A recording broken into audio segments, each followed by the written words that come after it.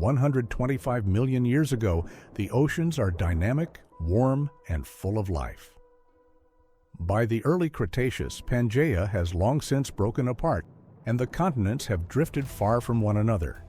This creates new ocean currents and vast, shallow shelf seas.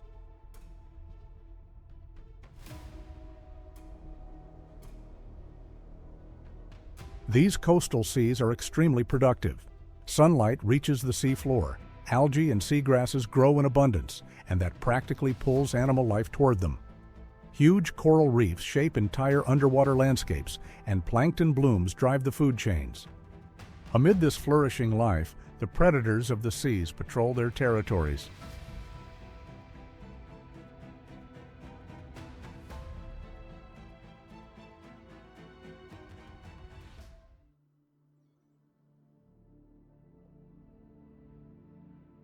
In the shallow seas that cover Australia and Colombia at this time, Chronosaurus hunts large prey animals.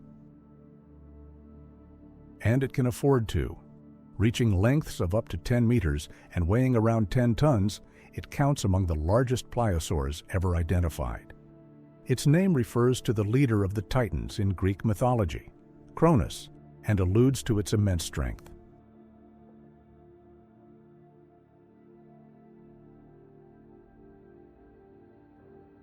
Its torpedo-shaped body is powered by 4 enormous paddles, while its short tail helps steer its movements.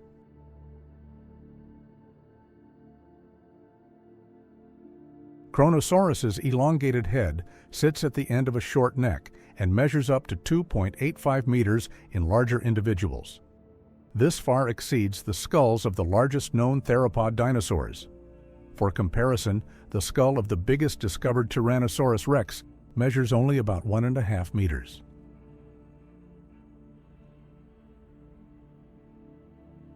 It is capable of swallowing smaller prey like turtles whole, leaving them to suffocate inside its stomach. When targeting larger animals, Chronosaurus bites repeatedly and torpedoes them again and again until they succumb to their injuries.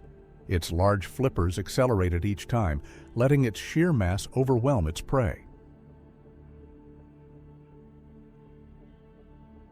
Thus, Chronosaurus sits at the very top of the food chain, much like an orca. It represents the final evolutionary stage of a long lineage of pliosaurs that began in the Jurassic and becomes truly formidable in the Cretaceous. Its reign continues for another 25 million years until it goes extinct around 100 million years ago due to the natural evolution of marine ecosystems.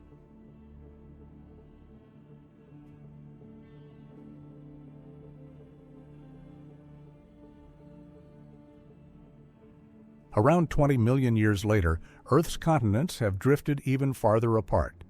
Temperatures have risen, and the oceans are considerably deeper.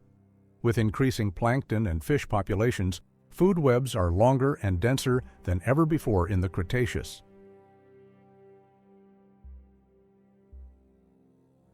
While smaller predators dominate the shallow seas, the open ocean is home to the entire elite of the late Cretaceous.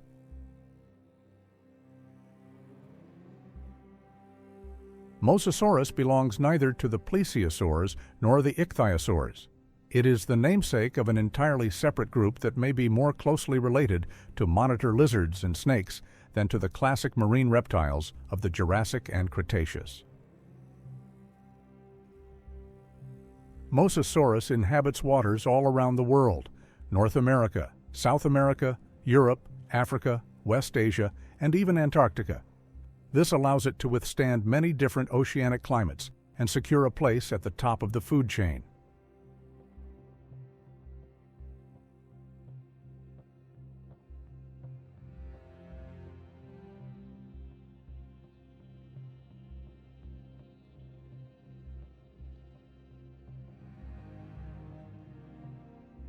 It is almost impossible to overlook this marine giant. Mosasaurus reaches a length of 15 meters. Its enormous size carries about 10 tons of weight, maneuvered through the waves by 2 pairs of paddle-shaped flippers and a long, powerful tail.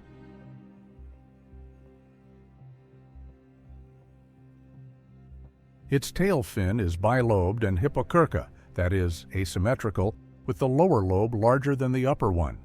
The flexibility and shape of the tail support a forceful tail stroke and make it the primary engine of the colossus.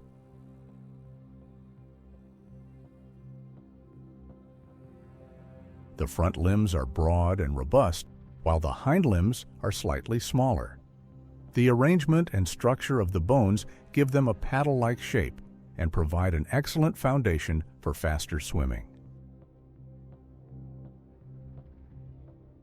Overall, the bone texture of Mosasaurus closely resembles that of modern whales, leading researchers to conclude that it also possessed a high degree of aquatic specialization and neutral buoyancy.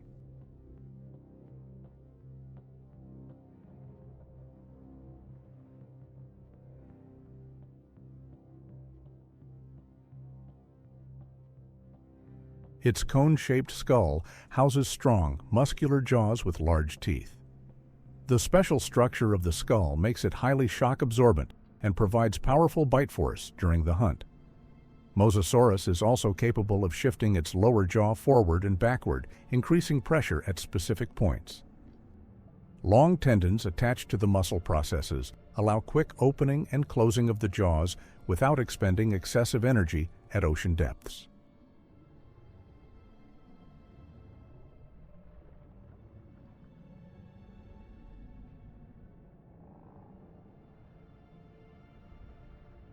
Mosasaurus compensates for its poor sense of smell with excellent vision. While its large eyes are not capable of true stereo vision, their orientation gives it a relatively wide overall field of view. Because it hunts mostly near the surface, three-dimensional depth perception is not essential.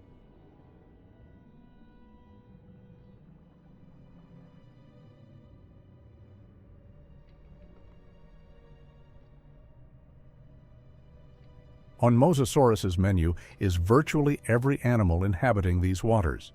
From bony fish to sharks to other reptiles, its sheer size and power make it dangerous. For hunting, it moves close to the water surface, scans for suitable prey, and strikes from ambush. It is an opportunist and an aggressive one at that. Yet even Mosasaurus shares its realm with other predators.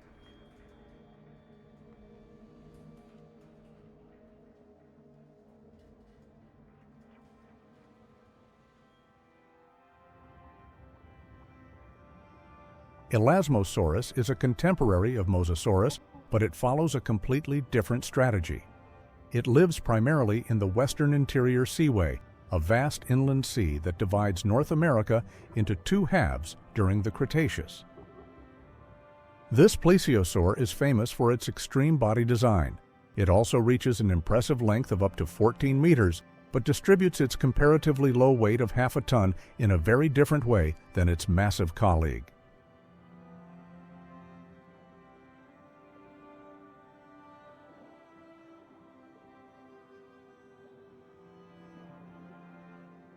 The most striking feature of Elasmosaurus is its extremely long neck.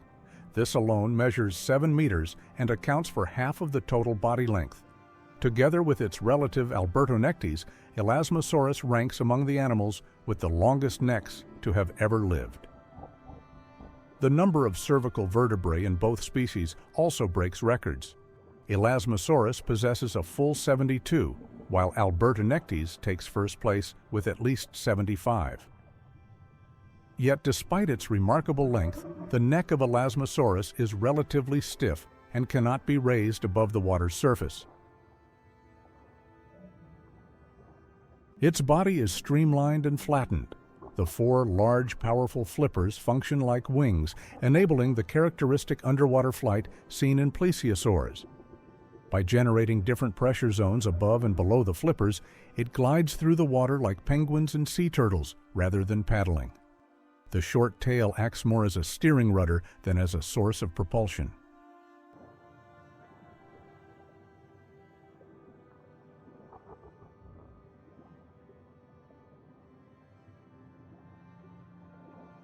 The head of Elasmosaurus is far less imposing.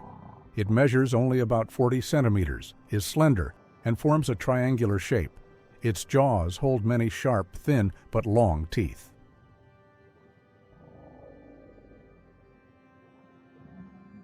For feeding, Plesiosaurus uses a variety of strategies, including so-called benthic grazing.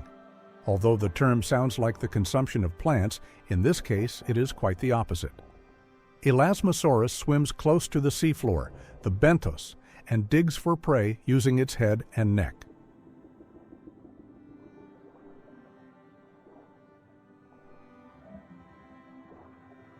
But the open ocean also becomes its hunting ground. Here, Elasmosaurus uses its neck to strike at prey animals to stun or injure them.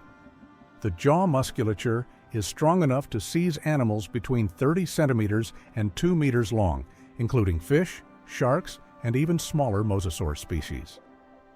Nonetheless, its diet likely consists mainly of smaller marine creatures. Elasmosaurus is the extreme example of a plesiosaur, but it is only one representative of the group that bears its name.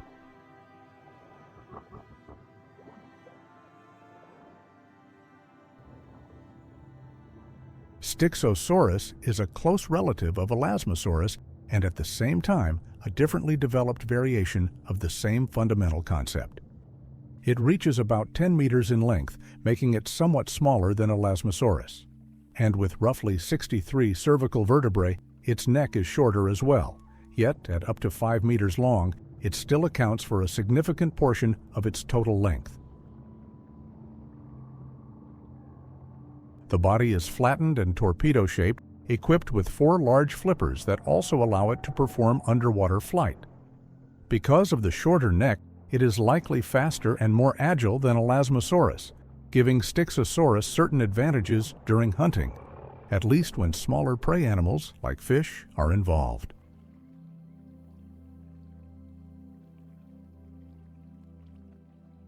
The skull of Styxosaurus measures 42 centimeters. Relative to its total body length, it appears more prominent than that of its close relative. It is equipped with a powerful jaw that carries conical teeth. Their long, pointed shape is suited primarily for piercing flesh, not for cutting or crushing.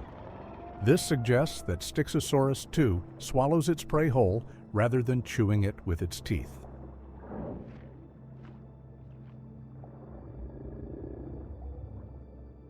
In addition to food, Styxosaurus, like other elasmosaurids, swallows gastroliths, small stones that remain inside the stomach. In many herbivorous animals, the purpose of these stones is well understood. They help grind plant matter. Among marine predators, however, such as crocodilians, the interpretations vary. Besides aiding in the breakdown of food, the stones may also serve as ballast, lowering buoyancy in the water. For Styxosaurus, both explanations are considered possible. However, it appears more likely that it uses the stones primarily to crush components of its prey, such as fish bones, inside the stomach. The amount of stones a Styxosaurus swallows is estimated to be under 1% of its body weight, and would therefore hardly influence its buoyancy. Their prey consists mainly of animals small enough to swallow, schooling fish, small cephalopods, and perhaps young sharks. Lying in wait among algae and reefs, Styxosaurus practices a form of passive ambush. With its long, grasping teeth, it snatches its prey and swallows it whole. As for all dinosaurs, the time of Styxosaurus on Earth is limited. For them and for Elasmosaurus, it ends around 72 million years ago, when the western interior seaway begins to break apart. The sea that divides North America becomes increasingly shallow. Over a span of several million years, it collapses into isolated basins until it finally disappears entirely around 66 million years ago. For the elasmosaurids that live there, this means shrinking hunting grounds and, with them, an increasingly unstable habitat. Growing competition and shifts in fish and cephalopod populations gradually push Styxosaurus and Elasmosaurus out of their once prosperous domain.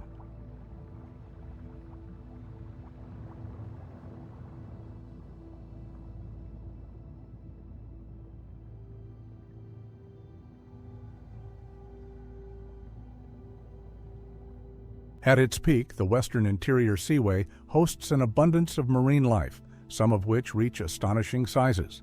Not only the elasmosaurids set records here. This is the largest turtle known to science, Archelon. From head to tail, it measures 4.6 meters and weighs over 3 tons. Its front flippers span 4 meters. Instead of a hard shell as seen in other turtles, Archelon has a leathery carapace. This shell features a series of small ribs about 5 centimeters high, covered by thick leather.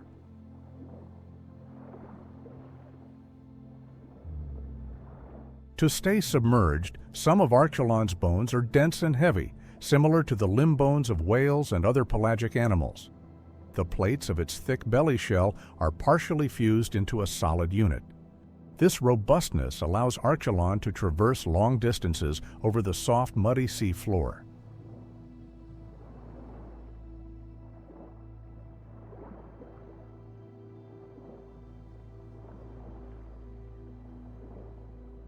Its head is elongated and narrow, tapering into a hooked beak. The strong jaws are well suited to crush prey directly in the mouth, so it does not need to swallow stones.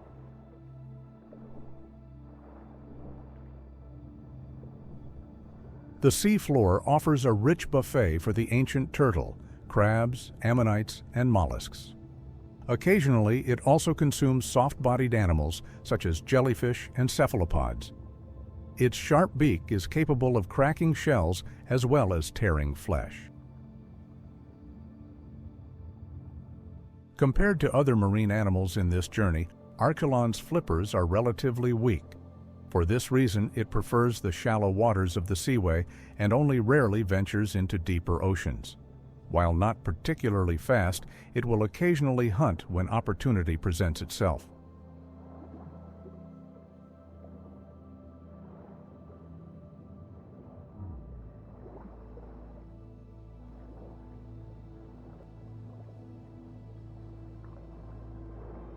Like other sea turtles, Archelon must leave the water from time to time, such as for nesting.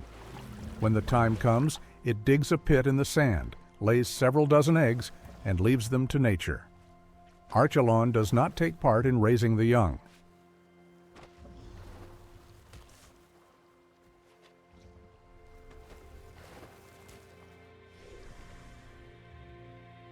Once the eggs have incubated long enough in the warm coastal sun, the hatchlings emerge and make their own way to the sea. They are guided not by their mother, but by instinct. The small turtles orient themselves toward the bright horizon, where the sky meets the ocean. This journey is perilous. Predatory birds, small dinosaurs, and predatory fish in the shallow waters pose serious threats. Often, only a fraction of the clutch reaches the safety of deeper waters, but if successful, Archelon can live for over 100 years.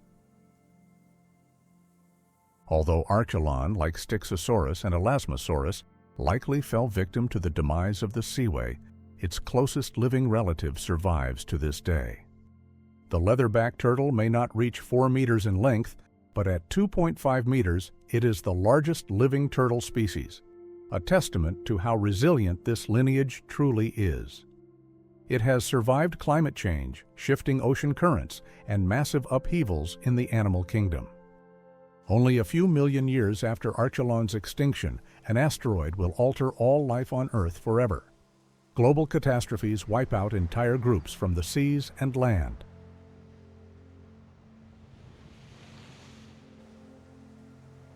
Yet nature never surrenders, and from the remnants of the old, it repeatedly fashions new life. 23 million years ago, we are in the Miocene. The continents are gradually approaching the positions we know today. On land, the first true grasslands develop, along with savanna ecosystems that support large grazing mammals.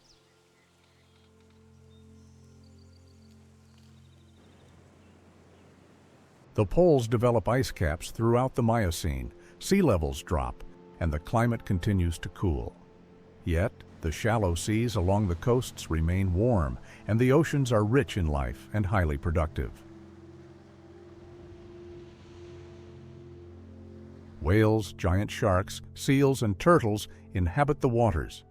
One of them stands out in particular. The megalodon. Its preferred hunting grounds are the continental shelf seas, where large marine mammals abound because it aims high. Across the world, it hunts seals, whales, and other sharks, and it surpasses them all.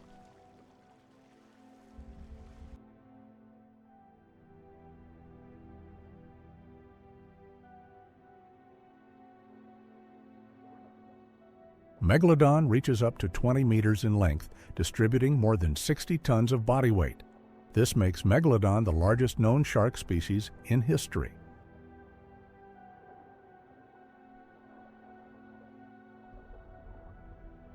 The exact body shape of Megalodon is still debated.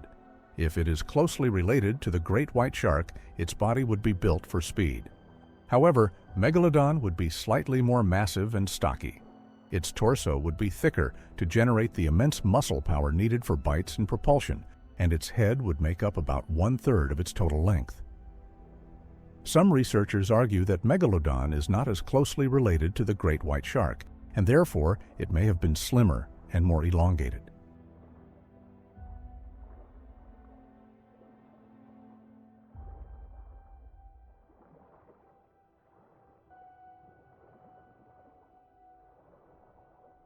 In any case, Megalodon is equipped with powerful fins. Its pectoral fins are long and sickle-shaped, optimized for high speed and stable long-distance swimming. On its back, it carries 2 fins, the front one tall and backward-leaning, the rear one much smaller. At the end of its tail, it has a crescent-shaped tail fin that propels Megalodon forward powerfully.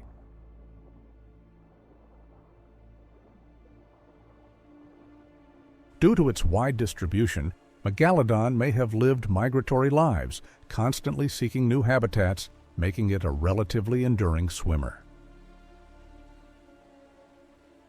Its teeth are the most studied feature. The largest reach up to 18 centimeters, are triangular and have finely serrated edges. Between the large teeth are smaller intermediate teeth.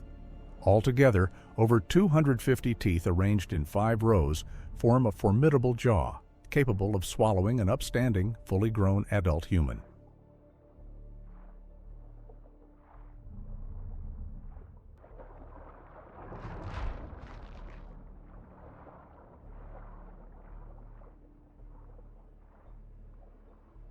It bites up to 10 times as powerfully as a great white shark, and during active hunting, this force can be even higher, as sharks often shake their jaws while killing prey.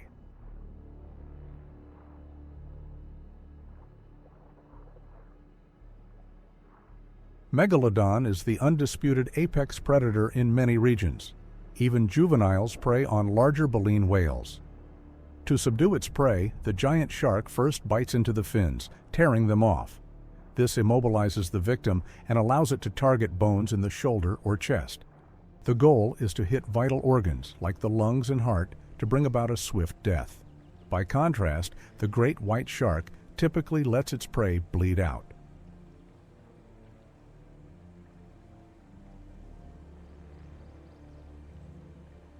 Yet, despite its deadly nature, it is not always at the very top of the food chain. New research shows that Megalodon also hunts prey typical of lower trophic levels in some regions. This makes it an opportunistic superpredator. Eventually, however, Megalodon too disappears. As competition grows, prey evolves, and environmental conditions change too drastically, it slowly vanishes from the oceans.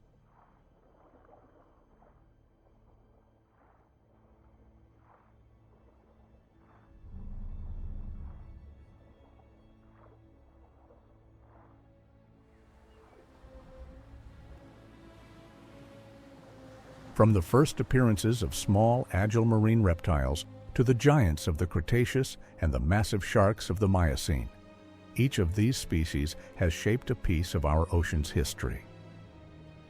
They all demonstrate the adaptability and diversity of life in the sea. And although many of these remarkable inhabitants have long disappeared, their legacy continues in the forms of modern marine animals, in the traces left across our oceans, and in the reminder that life in the sea never stands still.